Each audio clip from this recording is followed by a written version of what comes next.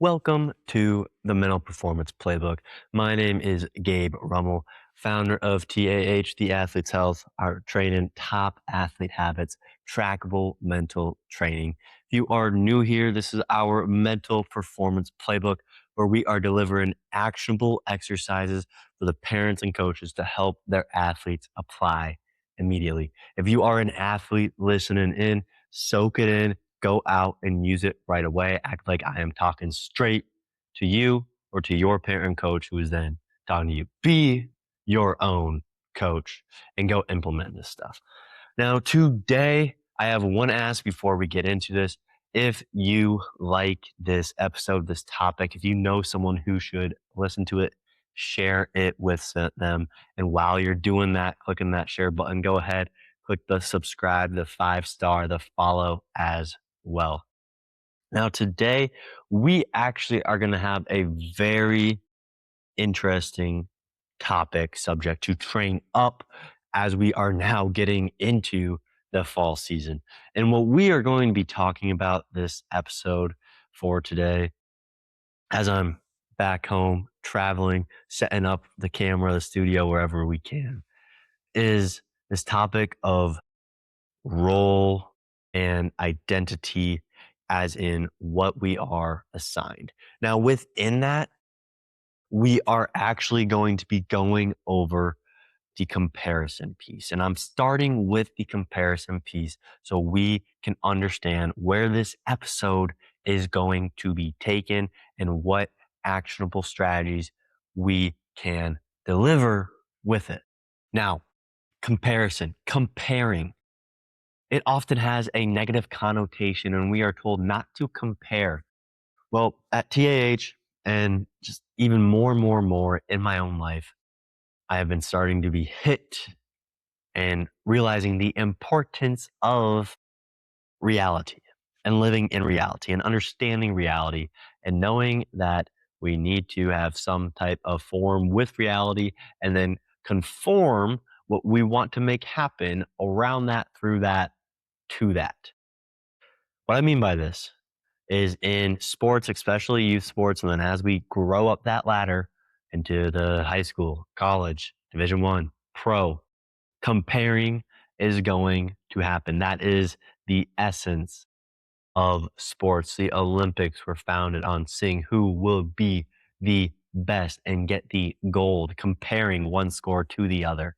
Comparison is not going to go away. So there's no reason we should try and hide from it when ultimately it's going to be a decision factor for us moving forward. Think about fish jumping ponds. Each pond, you starting with a small one, you might be a big fish in it, but as you jump to a medium-sized pond or the lake, all of a sudden we see how big the world really is. So that's what we need to start with and understand. Because if we can handle the comparison and the feedback that we're going to get for it as, okay, why are we not starting? This is when we can start to train and use these exercises and level us up to a better ability to our positions. So this is what I mean by it and what I want us to actually go out, try and do. We are going to be looking at our own selves, our own athletes, like the one in the house, and how that then does also compare to the team and what we can do with that comparison, because that is what we are hitting on. Now, before we get into that, I want to bring in a few other pieces that we've talked about before, and this is really how we're going to compare. We need to have some numbers to the scale. So I'm going to get back to our temperature that we always talk about, and I'm not going to talk about it too much because we cover it quite a lot. But the temperature, number 10. So we got some 1 to 10 scales here. Number 10 is a Caitlin Clark, hot head, gets heated about everything, especially at Iowa. We're going Iowa Caitlin Clark. 1 is a Kobe Bryant, cool, calm, collected killer. Not only can we compare your athlete on how much they move their temperature or where their temperature is at to those two, but now we can put that on a comparison to the team. If we're a coach, put that on comparison to the team of where they fall on that line of 10, super hothead. Number one, nothing phases. And I've recently, like the last 3 days, worked with an athlete on both sides of that scale. And it has been very fun to see the two different extremes. But that's number one. Number two, as we are comparing because we are not where we want to be, maybe that's not the case. Maybe we are exactly where we want to be. But for that next level, it's going to be a whole other ball game. Maybe we will get right where we want to be just like that. But I would argue, at least right away, that won't happen. And if it does, I would challenge you or your athlete. Is that as far as you want to go? Now, comparing because we're not the starter or we're not the number one go to spot. What do we do with this? First off, we have to understand our response. And this is where it goes. What is your athlete's response? Your student athlete's response. What are we looking at here? Let's say number one is cool, calm, collected killer. I don't need nothing. No feedback. I know it's okay. I'm fine. I already am going over it 1,000 times in my head. I know what happened. Up to number 10. Maybe that is, no, I want it. Give it to me. Give me the feedback. Like, how could you help? Like, where could we get better? That's a scale. Another scale is I want it right away versus no, I need time. I need time and then give me the feedback. Another scale is blunt versus I need the Oreo and I need it some thick sandwiches on that compliment sandwich because I can only handle a tiny bit. Another piece is timing. But these are all parts of the comparison for not just the athlete and comparing the sides of the spectrum for our student athlete in the sports, comma, for life, but also in comparing them to the team. And once again, back to our comparison definition and the connotations behind it. When I say comparing, what are you thinking about right now? If you're comparing your athlete, your student, your child, what are we comparing it to? Is that good or bad? Because if we put everything aside, comparison, two different things, looking at them, just checking them out, seeing this one versus that one versus this one, pros and cons, not good or bad. But oftentimes when we hear the word comparison, we start to label it, have that negative connotation around it. So as we move forward with this and understand, okay, let's tie this to as in a bow. The season is coming. It is upon us. Oh my goodness. Here comes the season. If the season is coming, surely, maybe not, but surely something is not going to go your student athlete's way.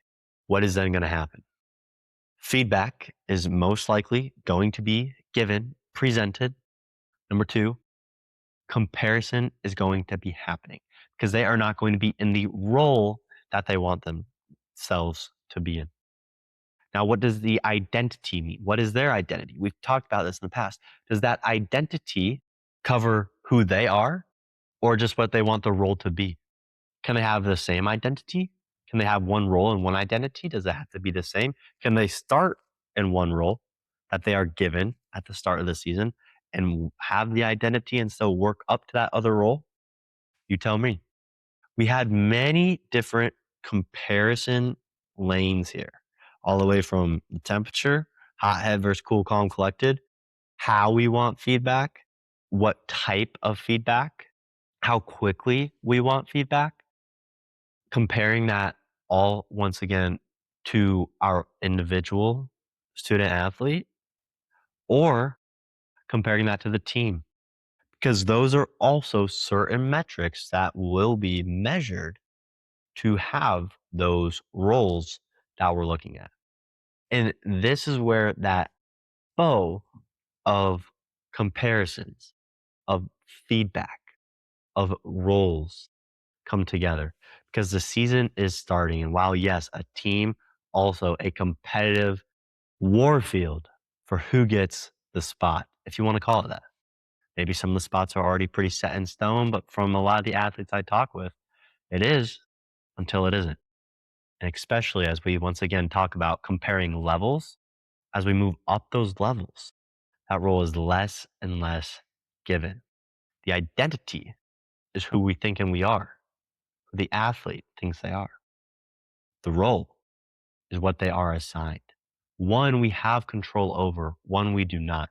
However, we have control over how we can help an athlete interpret and compare the current outcomes that we have. And that hopefully, if not, comes from feedback. And that is the last piece of this episode, this session here today, is that feedback that's coming in. We need to go back to those scales. How do we want the feedback? How do we relate to the feedback best? What is the coach delivering as feedback? Those are all situations. They're all circumstances that if we can answer, we have a better chance going into the season, getting that role we want because we can take the feedback. And if we can communicate how we want that feedback or communicate and match, at least meet in the middle with the coaching style and then have that translated into our own, we can set ourselves up for a better chance of interpreting that feedback of how we want it on those scales. And then ultimately looking at the comparisons to say, where does the coach want us? Where should we be for this specific role that they are assigning? And then play to that ability. Once again, understand identity is what we have control over. Role, we do not. Feedback is going to come in. Comparison is what we do with it and how we interpret it. Comparison does not have to be a negative connotation. It does not have to be a bad thing. In fact, comparison is in our day to day lives and our reality. Everything is compared. Capitalism is comparing two different pieces in the same market. Sports, comparing two competing teams or athletes for the same goal, two competing athletes for the same role. Does not have to be bad. It is just looking at what is happening currently in reality and what we want the outcome to be. We bring this episode up as we have been working with this with a few teams, talking to a few individual athletes about bits and pieces of this, and understand August is now here and fall sports are in full force. Once again, if you like this episode, as I do believe we just wrapped that up pretty well, feel free to share this with someone. Check out links below for some free resources this week. Next week, we will have some episodes and some new spots. But after that, we will be back to our studio out in Utah now. We will catch you next week. My name is Gabe Rummel. Get your trackable mental training in. Peace.